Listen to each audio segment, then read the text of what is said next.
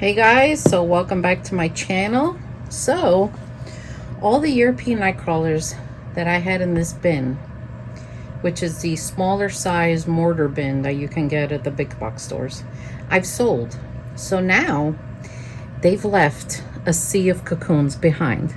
I don't know if the camera could catch them all, but there are so many little cocoons, such as this one, everywhere. So I'm going to show you what I do now. And you know, every once in a while there'll be a worm that I missed. I just take it, either I leave it or I just throw it in another bin. So one of the best things I could tell you about worm farming is don't overthink it, because you'll drive yourself nuts like I did the first couple of years. All right, so here I'm going to add fresh bedding on top of what I already have. And the reason I don't get all the cocoons out of here and put fresh bedding with the cocoons is because it's a lot of work. Plus, this bedding is full of life, microbes, and just their environment. And I believe that it'll encourage the cocoons to hatch sooner, instead of being in a 100% sterile environment. Now, we do mix fresh bedding into it so that it's not 100% castings. So for Euros, you know, I like to use straw. I like to use pine shavings. I mix it all in. This is wet, but I'm going to wetten it more because this is going to go on another shelf that's meant for cocoons. And then you'll see in time, they're going to start hatching. And if there's any worms left in here, you know, they'll eat the straw and they'll eat all this. So they're not going to go hungry. So don't worry about that. Yeah, I definitely have to go get more pine shavings. But I don't know about you guys. I'm not the typical person that likes to go shopping. Like, honestly, I don't like shopping. I don't like going out. If I can avoid it, I will. All right. So I added that. I'm going to wet it just a little more. And, you know, I have a bunch of these. It's good to have a few containers around the house. Sometimes I use the leftover yogurt containers that we use to eat. You know, just, it's good to have just a couple of containers. You don't know when you're going to need them, you know. Just like to wet it. If your bedding is dry, your cocoons are not hatching. They're just not. And if they happen to hatch, they'll die because there'll be no moisture. And this water is mosquito dung water. Those little particles are just the mosquito dungs that have just broken up in my little container. And the reason I use mosquito dungs is to avoid the problem of flying insects, because, yeah, that could be a problem. Especially in a wormery my size. Oh my gosh.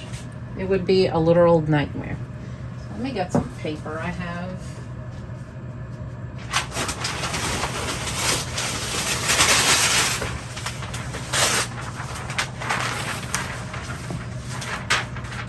And, you know, when they start hatching, they'll start eating this paper, and you'll know because you'll see it.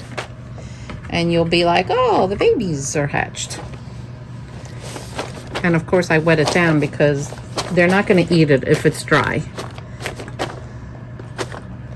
And remember the bubble wrap we have to put on top. Yeah, worm farming is a very messy job. If you don't like messes, this career is not for you. So if you haven't done so yet, press that subscribe button, give me the thumbs up, watch my videos, and share them. I really appreciate it because that's how we get paid. And my payment pays bills and buys supplies for these guys. There we go. That's plenty of moisture. So now I'm going to cover them with the bubble wrap. And I usually have a few of those pieces hanging around.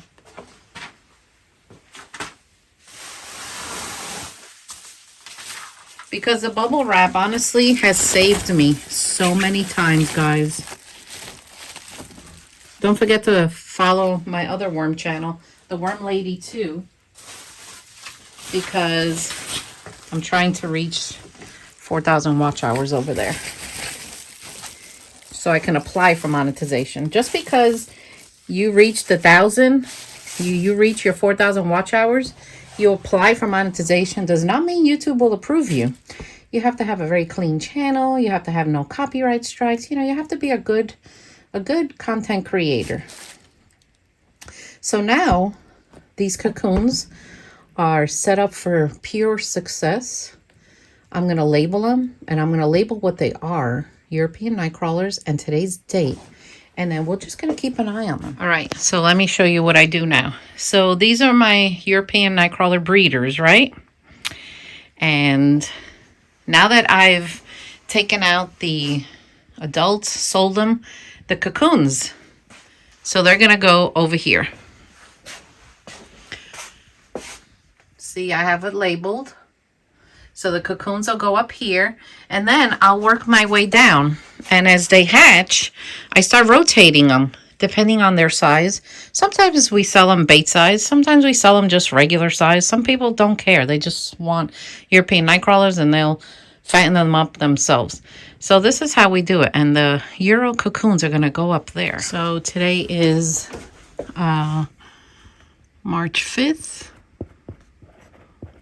And that's it. So that's how this rotation wall works. And my European Nightcrawler wall is the color blue. My red wigglers, usually I keep yellow or I pick another color. But as the cocoons start being created from my other bins, I just start putting them up there and work my way down. This wormery, let's see the temperature. So this wormery is about 70 degrees right now, Fahrenheit. And it usually stays about that. Sometimes a little cooler in the summer. But my vent up there, like the vent up here, in the summer, I shut it so that the air doesn't make them that cold in here. Even though European Nightcrawler and red wigglers can tolerate cold very well. But when it's a little too cold for them, they slow down. And when you're in a worm business, you don't want them slowing down. So that's why I'm very cautious when I keep African Nightcrawlers in here, because, you know, they don't like it cold. And they're cold sensitive, and if it gets too cold, they will die. I've had tons die down here. One year when I had an ice storm, I lost a bunch, and that was really sad. But you see, my red wigglers did fine. My Euros did fine. So African Nightcrawlers are wonderful worms. You just got to make sure your house doesn't get cold because they won't like it. So that's what's happening here today. And it's an easy way to set up your cocoons. And remember, don't overthink it. But if you think that they might be cold, you can set up a heat mat underneath your worms. Some people put those heat mats on the surface of the wet bin, and you know, electricity and wetness, it just, personally, it makes me uncomfortable. So I put my heat mats underneath the pin, and you know, it's a heat mat that you grow plants in. I'm probably going to sell a few on my website because I have too many of them. I have some that are brand new that I've never used that I just might put up for sale. So, you know, it'll help speed up the cocoon hatching is what it does. And I know someone's going to ask me, what temperature do I keep mine on? I keep mine on 80, but I also check the temperature inside the bedding. So I just make sure it's on the warm side. But you have to keep a really close eye on them when you use a heat mat, because you don't want to cook them. If too hot, they'll die.